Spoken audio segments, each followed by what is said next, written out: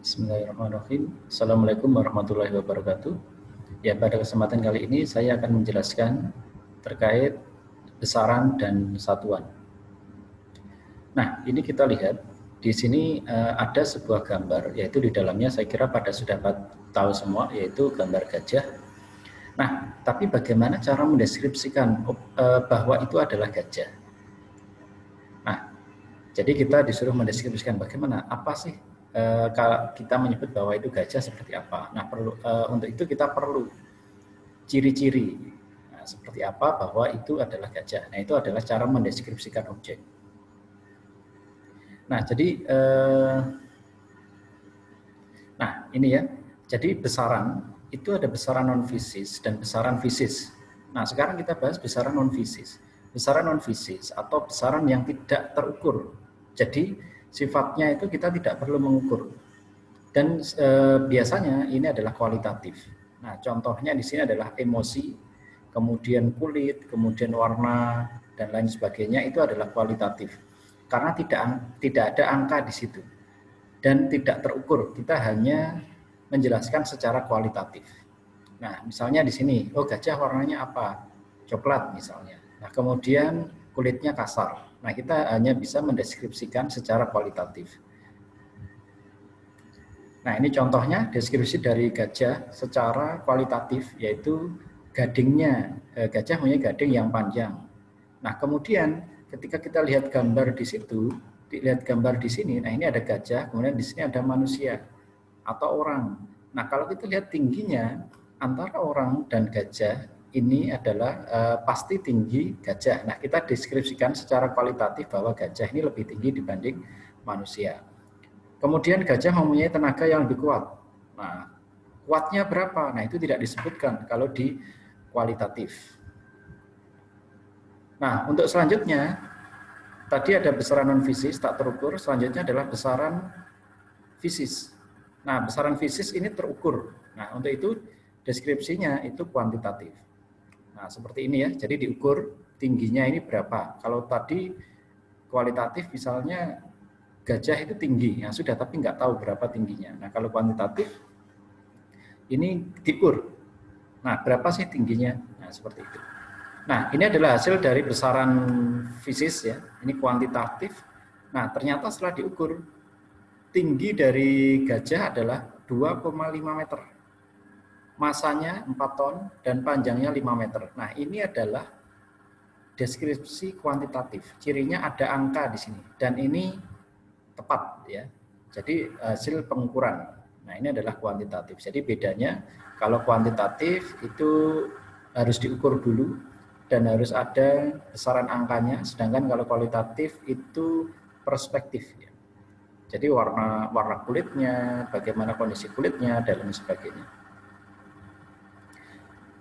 Nah, itu tadi itu hanya contoh saja bagaimana kita mengukur atau mendeskripsikan sebuah objek.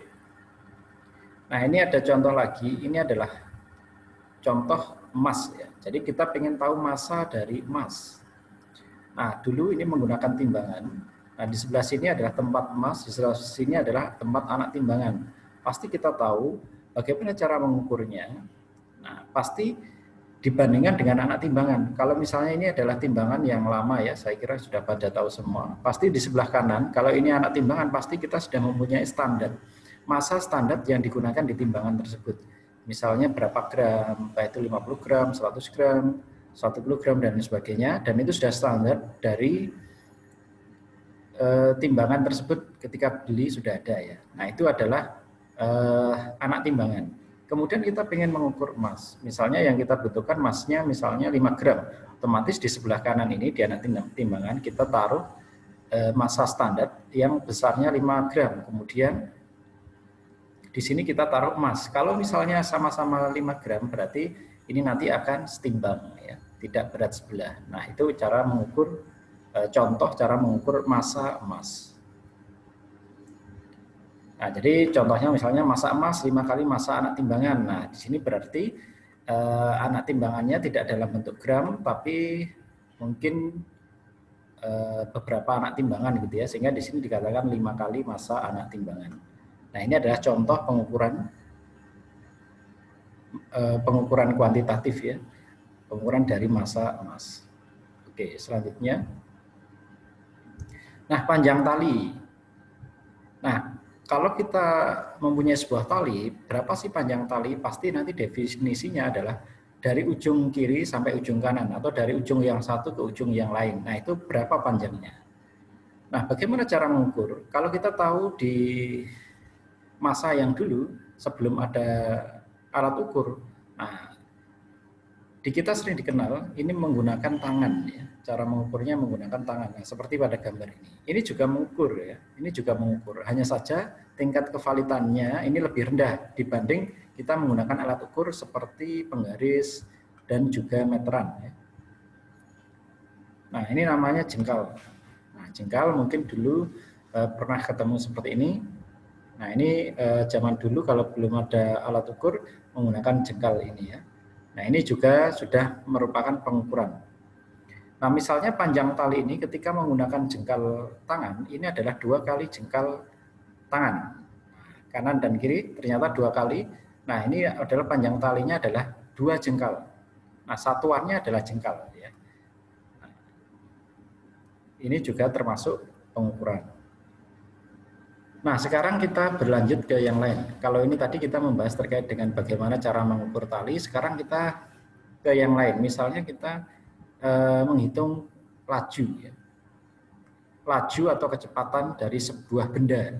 Entah itu bendanya boleh motor, boleh mobil, dan lain sebagainya. Nah, bagaimana sih kita menghitung kecepatan atau laju dari sebuah motor? Nah, kita tahu dulu. Motor itu dari titik A ke titik B, dia menempuh jarak berapa meter sih? Kemudian jarak itu kita tulis di sebelah sini.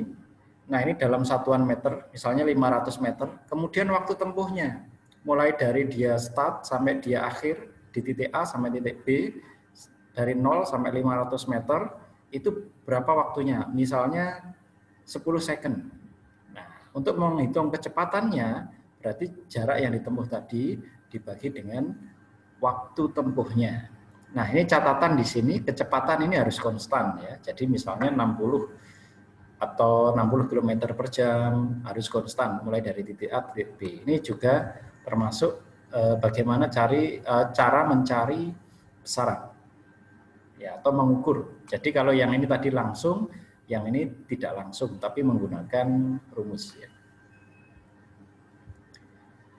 Nah, ada besaran yang dapat didefinisikan hanya dengan menggambarkan bagaimana cara mengukurnya. Tadi kan massa emas, kemudian 5 kali massa anak timbangan, panjang meja, 2 kali panjang jengkal, dan lain sebagainya. Nah, kemudian di sini kita mengenal, jadi besaran itu ada 2 ya. Ada besaran pokok atau besaran fundamental, dan ada besaran turunan. Nah, nanti di slide belakang nanti akan ada besaran pokok itu apa saja. Ada besaran yang dapat didefinisikan dengan cara menggambarkan bagaimana menghitung besaran-besaran lain dan dapat diukur. Nah, contoh, kalau besaran pokok itu dia berdiri sendiri, cirinya ya.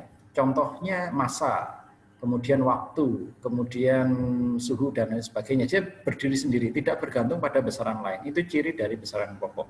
Sedangkan besaran turunan, itu besaran yang bergantung kepada besaran yang lain. Contohnya laju.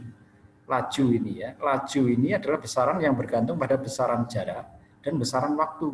Nah, ini maka dinamakan besaran turunan. Dia diturunkan dari beberapa besaran pokok.